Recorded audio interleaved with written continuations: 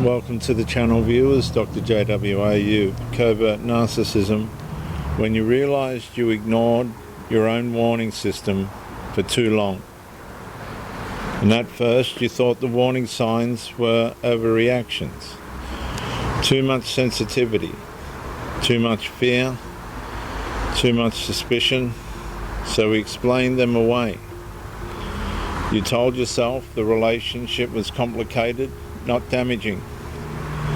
You told yourself the tension would pass, the warmth would return, and your body would eventually settle if you just understood the pattern better. But slowly, recovery exposed something painful.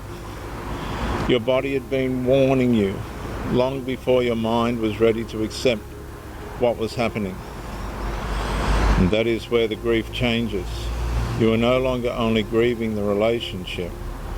You are grieving how long you abandoned your own internal signals trying to preserve it. Because covert narcissistic conditioning does not only make people doubt the other people, the other person, it makes them doubt themselves. The nervous system reacts, the mind negotiates, the attachment explains, the hope delays, and eventually the person starts treating their own discomfort like an enemy instead of a warning.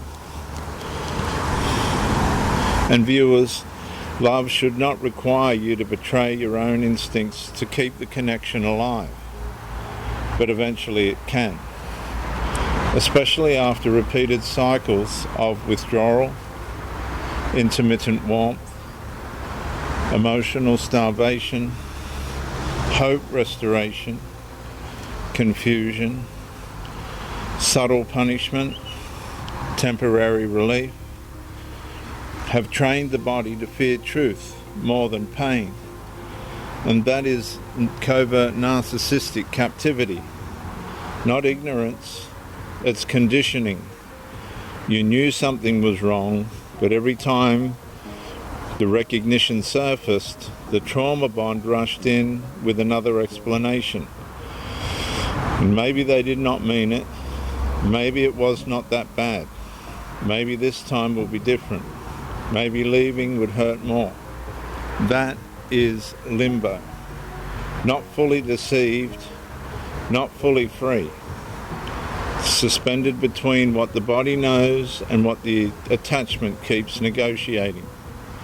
And over time, the most devastating betrayal becomes internal. You stop listening to the part of yourself trying to protect you. You silence the signals. You override the exhaustion. You dismiss the anxiety. You accept the confusion as normal. Then later in recovery, the truth becomes unbearable.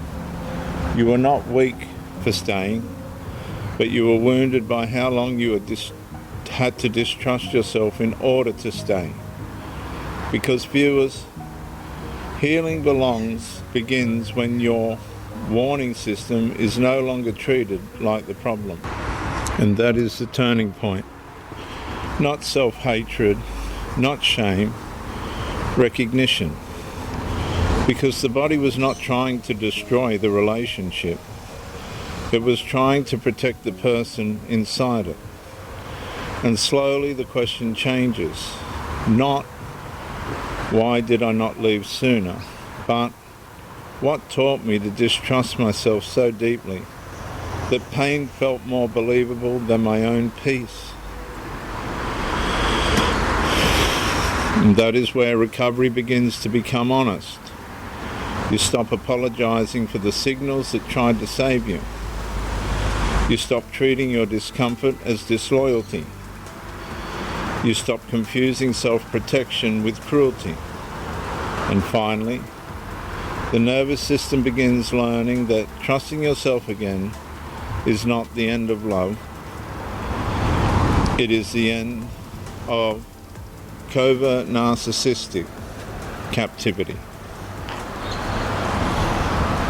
I'm Dr. J.W. Ayoub, Theologist, since 1994. Thank you for joining me, and bye for now. Just before I go, like and subscribe comment to educate me, and share the video to help somebody else. Bye for now.